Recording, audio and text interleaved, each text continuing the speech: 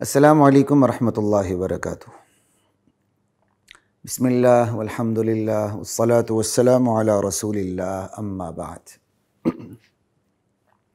خواتین و حضرات، حالات حاضرہ پر مشتمل پروگرام اسلام کے مطابق کے ساتھ خلیق الرحمن آپ کی خدمت میں حاضر ہے۔ آج کی اس چھوٹی سی نشست کا مقصد ایک خوشی کا اظہار ہے۔ وہ خوشی یہ ہے کہ شیخ الاسلام حضرت مفتی تقی عثمانی صاحب مد ظلہ العالی وفاق المدارس العربیہ پاکستان کے نئے صدر منتخب ہو چکے ہیں۔ ہماری دعا ہے اللہ کی ذات شیخ الاسلام سے اپنی شان کے مطابق وفاق المدارس کے لیے خدمات نصیب فرمائے۔ ہم اپنے اس چینل کے ذریعے اپنے تمام احباب کو مبارکباد پیش کرتے ہیں، بلکہ ہم خود اپنے آپ کو مبارکباد کے مستحق سمجھتے ہیں کہ الحمدللہ کہ اس دور میں، اس پرفتن دور میں ہمارے پاس ہمارے بڑوں کی کمی نہیں۔ یہ اللہ کی اہل حق پر بہت بڑی عنایات میں سے ایک اہم ترین عنایت ہے۔ جو لوگ اساتذہ کے ساتھ تعلق نہیں رکھتے، تربیت کا، رشد و ہدایت کا، تعلقات کا، افادے اور استفادے کا، وہ اس حقیقت کو سمجھ نہیں سکتے۔ محض گوگل پر کلک کرنے والے اس بات کو نہیں سمجھ سکتے، یا چند کتابیں پڑھنے کے بعد خود ہی اپنے آپ کو مجتہد کے درجے پر فائز سمجھنے والے اس حقیقت کو نہیں سمجھ سکتے۔ اس حقیقت کو وہی لوگ سمجھ سکتے ہیں جن کے نگاہ میں اسلاف کی، اخلاف کی، بڑوں کی، اکابر کی، اپنے اساتذہ کی قدر و قیمت ہے۔ اور الحمدللہ ہمیں اپنے بڑوں سے یہی تربیت ملی ہے کہ بڑوں کی قدر کرنی ہے۔ بڑوں سے اختلاف ہو سکتا ہے، اور اختلاف کوئی بے قدری نہیں ہے۔ اگر اختلاف بے قدری کا نام ہوتا تو امام ابو حنیفہ سے سب سے زیادہ اختلاف ان کے اپنے شاگرد صاحبین کبھی بھی نہ کرتے۔ ہمارے ہاں ایک بہت افراط و تفریط ہے اختلاف کے حوالے سے۔ ایک طبقہ وہ ہے جو تو اختلاف کو سرے سے ہی مذموم سمجھتا ہے، اختلاف ہونا ہی نہیں چاہیے، بالکل کسی صورت میں نہیں ہونا چاہیے، لکیر کے فقیر بن کے چلیں۔ اور وہ یہ رویہ رکھتے ہوئے اپنی پوری تاریخ کو نظر انداز کر دیتے ہیں، اپنی پوری تعلیم کو نظر انداز کر دیتے ہیں۔ شاید ان کی تربیت ہی ایسے ہوئی ہے کہ وہ اختلاف کو گناہ سمجھتے ہیں۔ انشاءاللہ اختلاف کون سا محمود ہے، کون سا مذموم ہے، اس پر ہم مستقل پروگرام کریں گے اللہ تعالیٰ نے چاہا۔ یہاں اس کا موقع نہیں، یہاں صرف اتنا ہی میں کہہ دوں، فروعی مسائل میں اختلاف ہو سکتا ہے، اپنوں سے بھی ہو سکتا ہے، بلکہ فروعی مسائل میں جتنا بھی جس سے اختلاف ہوتا ہے وہ عمومی طور پر اپنوں سے ہی ہوتا ہے، غیروں سے بھی ہو سکتا ہے، کوئی بڑی بات نہیں ہے۔ تو یہاں ہمارے معاشرے میں، خصوصاً ہمارے دینی معاشرے میں، خصوصاً ہمارے مدارس کے علماء، طلباء اور اساتذہ میں ایک افراط و تفریط کا عالم ہے۔ ایک طبقہ وہ ہے جو اختلاف کو سرے سے مذموم سمجھتا ہے، ہمارے بڑوں نے جو کہہ دیا برحق ہے۔ تو سوال یہ پھر آپ کے بڑوں نے اپنے بڑوں کے بارے میں یہ نظریہ کیوں نہیں رکھا کہ انہوں نے جو کہہ دیا برحق ہے؟ قلم اٹھاتے ہی نہ کسی چیز پہ، انہوں نے ہر نئی چیز پہ قلم تو نہیں اٹھایا ہوا، تو پھر تو یہ سارا چیپٹر ہی کلوز کر دینا چاہیے۔ تو اس میں کوئی وزن نہیں کہ ہم اپنے بڑوں سے اختلاف نہیں کر سکتے۔ اختلاف کو علی الاطلاق مذموم سمجھنا بذات خود مذموم ہے۔ اور ایک دوسری دوسرا رویہ ہے، دوسری سرشت ہے ہم لوگوں کی، وہ یہ کہ اختلاف کرنا اور بڑی دلیری اور بے باکی سے کرنا اور بدتمیزی سے کرنا، بے ادبی سے کرنا، چھوٹے چھوٹے مسائل میں اپنے بڑوں کو رگیٹ کے رکھنا، یہ دو انتہائیں ہیں ہمارے معاشرے میں، اور یہ دونوں انتہائیں غلط ہیں۔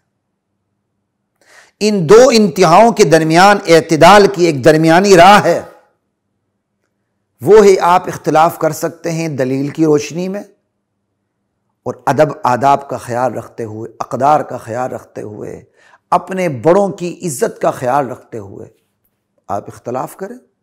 کیا صاحبین نے امام ابو حنیفہ سے اختلاف نہیں کیا؟ کیا امام ابو حنیفہ نے من وان اسی چیز کو لیا جو ان کے استاد کہتے تھے اور انہوں نے سرے سے اختلاف ہی نہیں کیا؟ اختلاف کیا، سب نے کیا، ادب آداب کے دائرے میں کیا، بس۔ تو شیخ الاسلام کے حوالے سے میں یہی بات کرنے لگا ہوں۔ شیخ الاسلام جہاں خود مبارکباد کے مستحق ہیں وہاں ہم بھی مبارکباد کے مستحق ہیں۔ اللہ تعالیٰ نے وفاق المدارس کو ہمیشہ عمومی طور پر ایسی قیادت نصیب کی ہے جو اعتدال کے اندر رہی ہے۔ اللہ کا شکر ہے، یہ اللہ کا بہت بڑا احسان ہے۔ ہاں، کئی دفعہ اگر تھوڑی بہت اعتدال میں آگے پیچھے کسی شخصیت میں ہو جائے تو اس شخصیت کے اچھے کارناموں کو سامنے رکھ کے اس شخصیت کی بے اعتدالی کو نظر انداز کر دینا چاہیے، کیونکہ کسی ایک شخص کی بے اعتدالی سے، کسی ایک شخصیت کی بے اعتدالی سے سارا کام کبھی بھی تلپٹ نہیں ہوتا۔ ہاں، کئی دفعہ ناگواری ہوتی، یار ایسا نہیں ہونا چاہیے تھا، لیکن کوئی فرق نہیں پڑتا۔ تو میں بات یہ کر رہا تھا کہ اللہ کا ہم پر بہت بڑا احسان یہ بھی ہے، عنایات میں سے یہ عنایت یہ بھی ہے کہ اس گئے گزرے دور میں بھی ہمارے پاس ہمارے بڑوں کی کمی نہیں۔ اس سے پہلے ڈاکٹر عبدالرزاق سکندر صاحب تھے رحمہ اللہ تعالی، بڑی معتدل ترین شخصیت تھی۔ ان کی وفات پر بھی میں نے کچھ باتیں عرض کی تھیں کہ ان کی شخصیت کی کیا خوبیاں۔ ایک میں نے بہت بڑی خوبی ان کے اندر ذکر کی تھی کہ ان کی شخصیت میں توازن تھا۔ آج حضرت تقی عثمانی صاحب مد ظلہ العالی کو مبارکباد پیش کرتے ہوئے اور خود کو بھی مبارکباد پیش کرتے ہوئے یہ کہنا چاہوں گا، حضرت تقی عثمانی صاحب کی بہت بڑی صفت جو ہے وہ ہے اعتدال اور توازن کی صفت، جو اللہ ہر ایک کو نصیب نہیں کرتا۔ بات یاد رکھیے، بڑے بڑوں کے نصیب میں یہ چیز نہیں ہوتی۔ حضرت تقی عثمانی صاحب نے جب ویڈیو دیکھی کہ حضرت مولانا فضل الرحمان صاحب حفظہ اللہ جب ان کے حق میں قرارداد پیش کر رہے تھے، ان کا نام پیش کر رہے تھے، کس والہانہ انداز سے پوری کی پوری مجلس کھڑی ہو گئی کہ ہمیں قبول ہے مولانا تقی صاحب کی قیادت۔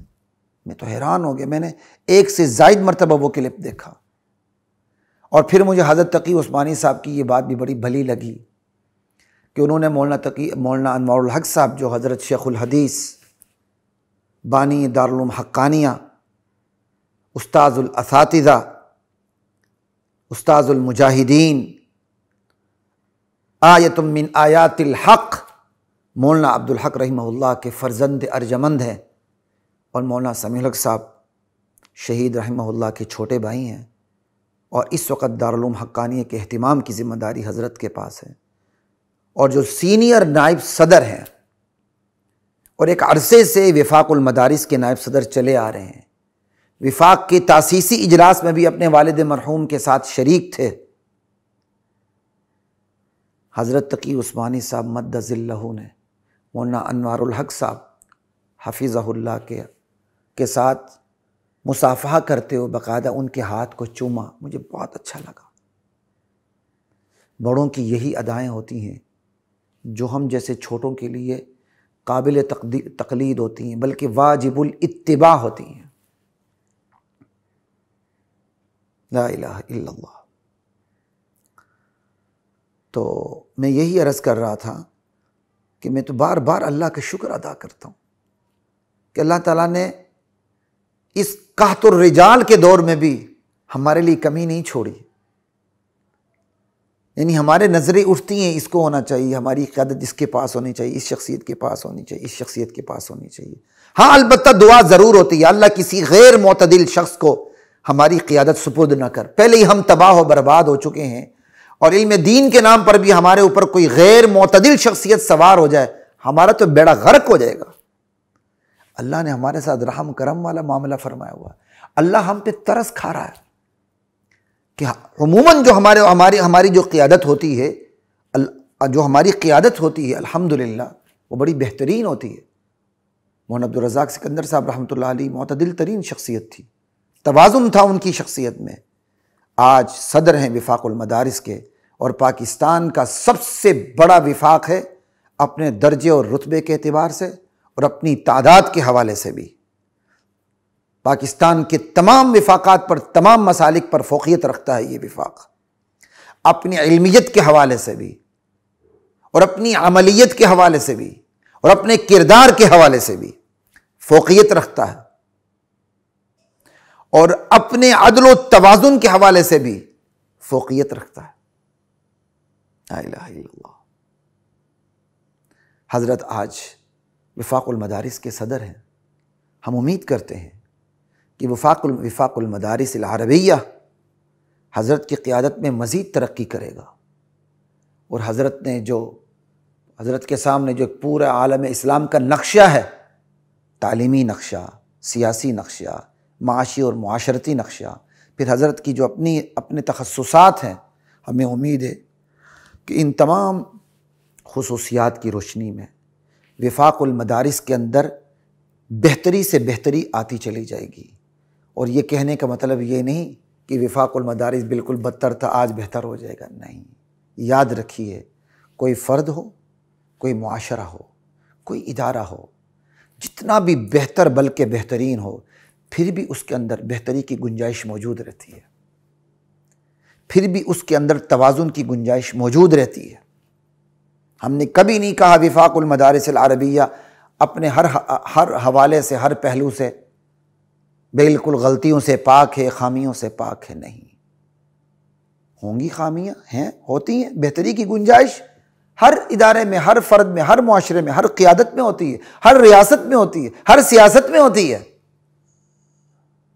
پرفیکٹ کوئی بھی نہیں ہوتا، یاد رکھیے، پرفیکشن کا دور گزر چکا ہے۔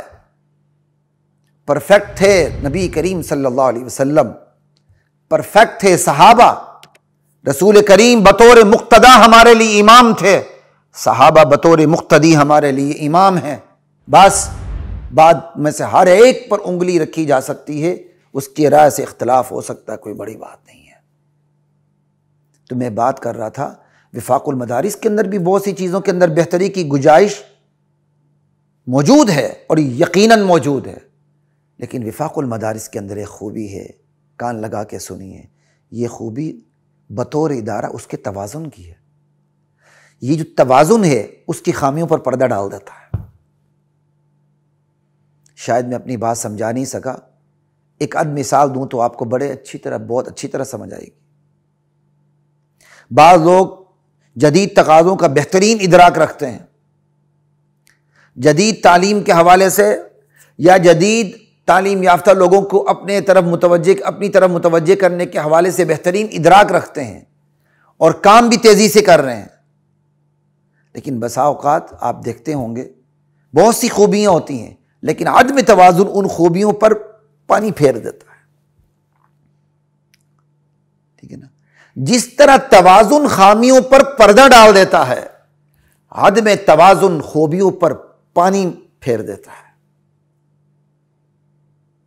میں اپنے بعض یہ کہوں گا چیزوں کو دیکھتا ہوں، زیادہ اشارہ نہیں کروں گا، کہ کئی دفعہ دیکھتے ہیں ہم اپنے بعض احباب کو کہ وہ بعض چیزوں کے بارے میں بہترین ادراک رکھتے ہیں، جدید تعلیم کے حوالے سے، جدید تعلیم یافتہ لوگوں کو متوجہ کرنے کے حوالے سے، لیکن جب ہم انہیں دیکھتے ہیں کہ وہ سرکار کی لکیر کے فقیر ہیں، وہ تلوے چاٹنے کے پیچھے لگے ہوئے ہیں، خدا کی قسم پھر ان کی ایک خوبی بھی خوبی نظر نہیں آتی، ان کی تمام خوبیوں پر پانی پھرتا ہوا نظر آتا ہے، بلکہ پانی نہیں کچھ اور پھرتا ہوا نظر آتا ہے۔ اس کے مد مقابل جب ہم وفاق المدارس العربیہ کو دیکھتے ہیں، خامیاں بھی کچھ دکھتی ہیں، لیکن ان خامیوں کے سامنے جو توازن ہے وہ ان خامیوں کے اوپر پردہ ڈالتے ہوئے نظر آتا ہے۔ تو محض کسی کی خوبیوں کے پیچھے نہ جائیں، ان خوبیوں کے ساتھ دیکھیں ان خوبیوں والوں نے توازن کو برقرار رکھا ہوا ہے کہ نہیں۔ ہر بات میں سرکار کی ہاں میں ہاں، ہاں میں ہاں، تلوے چاٹنا، یہ چیز خدا کی قسم سمجھنے والے سمجھیں ہمیں کہیں کا رہنے نہیں دے گی۔ یہ نہ ہماری تاریخ ہے، نہ ہمارے اسلاف کی تاریخ ہے، اور نہ ہمارے قریب کے اسلاف کی تاریخ ہے، نہ ہمارے بعید کے اسلاف کی تاریخ ہے۔ تو میں وہی کہہ رہا تھا، توازن بہت بڑی چیز ہوتی ہے، توازن خامیوں پر پردہ ڈال دیتی ہے۔ عدم توازن بھی بہت بدترین چیز ہوتی ہے جو خوبیوں پر پانی پھیر دیتی ہے۔ اس لیے میں دیگر احباب سے بھی گزارش کروں گا وفاق المدارس العربیہ کے توازن کو دیکھ کے چلیں، جدید تقاضوں کے دوڑ میں اتنے آگے نہ بڑھیں کہ اگلے آپ کو بالکل میٹھا سمجھ کے چبا کے ڈکار بھی نہ لیں۔ لا الہ الا اللہ۔ خیر، ایک تھوڑی سی بات کی میں نے، اور ایک آدھ بات اور کر دیتا ہوں۔ وفاق المدارس عربیہ ہمارا بانی وفاق، ہمارا پہلا وفاق قائم ہونے سے پہلے ہندوستان کی تاریخ ہو، پاکستان کی تاریخ ہو، آپ دیکھیں کہ علماء میں تنوع تھا۔ کوئی مسند تفسیر تھی، کوئی مسند حدیث تھی، کوئی مسند فقہ تھی۔ صرف ایک دارالعلوم دیوبند تو نہیں تھا نا، بڑے بڑے مدارس تھے۔ وہ تو استعمار کے خلاف تحریک نے دارالعلوم دیوبند کو مرکزیت عطا کر دی تھی، وگرنہ علمی مراکز کم تو نہیں تھے، اور نہ کم ہیں، نہ کل کم تھے نہ آج کم ہیں۔ لیکن دارالعلوم دیوبند کو جو مرکزیت حاصل ہوئی وہ استعمار کے خلاف تحریک نے مرکزیت عطا کی۔ تو جو میں ایک بات کرنے چلا ہوں وہ یہ ہے، وفاق المدارس قائم ہوا تو وفاق قائم ہونے سے پہلے ہمارے علماء میں تنوع ہوتا تھا۔ کوئی فقہ کا امام ہے، کوئی تفسیر کا امام ہے، کوئی حدیث کا امام ہے، کوئی اصول فقہ میں، کوئی صرف میں، کوئی نحو میں، کوئی بلاغت میں، مختلف۔ وفاق قائم ہونے کے بعد بہرحال اس تنوع میں بہت زیادہ کمی آ گئی تھی، کیونکہ ایک ہی بورڈ، ایک ہی وفاق، ایک ہی نصاب، ایک ہی نظام، تنوع میں کمی آ گئی تھی۔ ہاں، انفرادی سطح پر تنوع موجود تھا، بڑے بڑے ذہین ترین طلباء ہوتے ہیں، پڑھتے ہیں، کوئی اور تعلیم بھی حاصل کرتے ہیں، کسی اور شخصیت کے پاس بھی جاتے ہیں، وفاق سے ہٹ کر بھی بہت کچھ پڑھتے ہیں، تو وہ تنوع پھر بھی موجود رہتا ہے، لیکن وہ تنوع نہیں تھا جو وفاق قائم ہونے سے پہلے تھا۔ وفاق قائم ہونے کے بعد بہرحال میری نظر میں اس تنوع میں کمی آ گئی تھی، لیکن جب کچھ عرصہ پہلے نئے وفاقات بنے تو میں نے اس وقت بھی یہی گزارش کی تھی، ان کو دشمن کی آنکھ سے نہ دیکھا جائے۔ ہاں، تحفظات ہوتے ہیں، کیوں نہیں ہوتے ہیں، تحفظات ضرور ہوتے ہیں، ان کو دشمن کی آنکھ سے نہ دیکھا جائے، اپنوں کی آنکھ سے دیکھا جائے۔ ٹھیک ہے، کام کریں، مسابقت ہے، دوڑ کا میدان ہے، فاستبقوا الخیرات، اچھی بات ہے۔ اور مجھے جو امید لگی تھی اور لگی ہوئی ہے وہ یہی ہے کہ اللہ تعالیٰ اس دوڑ سے تنوع پیدا کرے، کہ وفاق قائم ہونے سے جو تنوع میں کمی آ گئی تھی، ایک سے زائد وفاقات کی صورت میں یہ تنوع دوبارہ ہمارے اندر آ جائے۔ تو یہ تو میری بہت شدید خواہش ہے، اللہ تعالیٰ نصیب کرے۔ تو ہمیں تو تنوع کی امید ہے، لیکن امید کے ساتھ خطرات بھی ہیں۔ الایمان بین الرجاء والخوف، ایمان تو امید اور خوف کی درمیانی حالت کا نام ہے نا۔ تو بس یہاں بھی ہم امید و خوف کی درمیانی حالت میں ہیں۔ ہمیں نئے وفاقات سے امیدیں بھی بہت ہیں، لیکن خوف بھی لاحق ہوتا ہے۔ کہیں دیکھو تو ناتجربہ کاری کا خوف سامنے آتا ہے کہ یہ ابھی ناتجربہ کار ہیں، وفاق نے جو 30 40 50 سال میں جو تجربہ حاصل کیا ہے یہ لوگ کہاں سے لائیں گے، ایک یہ چیز بھی سامنے آتی ہے۔ پھر امید ہوتی ہے ذرائع ابلاغ کے اندر بڑی ترقی ہو چکی ہے اور معاملات پہلے سے زیادہ آسان ہو چکے ہیں، تو امید بھی آتی ہے۔ پھر ایک طرف یہ خوف ہوتا ہے کہ جدید تقاضوں کا ادراک ہے، لیکن ساتھ ساتھ دیکھے جائیں کہ سرکار کی ہر ہاں میں ہاں، ہر ہاں میں ہاں، ہر ہاں میں ہاں، بلکہ سرکار کی ہاں سے پہلے ہاں چھلانگ لگا کے وہاں بہرحال پھر خوف پیدا ہوتا ہے۔ ہماری تو یہی دعا ہے کہ اللہ وفاق المدارس العربیہ کو بھی کامیاب کرے، جو نئے وفاق بنے ہیں اللہ ان کو بھی کامیاب کرے، ہماری امیدوں سے بڑھ کے کام ہو، اور جو ہمیں خطرات ہیں ہمارے خطرات بالکل کافور ہو جائیں، رہے ہی نہ۔ اللہ تعالیٰ ہمیں علم دین پر گامزن رہنے کی توفیق عطا فرمائے، اللہ ہمیں اپنے روایات پر قائم رہنے کی توفیق عطا فرمائے۔ ایسا نہ ہو کہ ہم جدیدیت کے نام سے یا کسی اور نام سے اپنی روایات کو چھوڑ دیں اور اپنے بڑوں کے انداز کو چھوڑ دیں اور ہمارے مدارس، کالج اور دنیوی جامعات کا نقشہ پیش کرنے لگیں، اور ایک وہ وقت آ جائے کہ سب کچھ خاتمہ ہو جائے۔ اللہ اس دور سے، اس وقت سے میری بھی حفاظت فرمائے، آپ کی بھی حفاظت فرمائے، ہمارے تمام اداروں کی بھی حفاظت فرمائے۔ آخر میں ایک بار پھر میں یہی عرض کروں گا، ہم سب لوگ بھی الحمدللہ مبارکباد کے مستحق ہیں کہ وفاق المدارس کی قیادت جو ہے وہ ایک متوازن شخصیت کے ہاتھ میں آ چکی ہے۔ انشاءاللہ وفاق المدارس ماضی سے بہتر طریقے پر توازن کی طرف گامزن رہے گا۔ خلیق الرحمن کو اجازت دیجیے۔ السلام علیکم ورحمۃ اللہ وبرکاتہ۔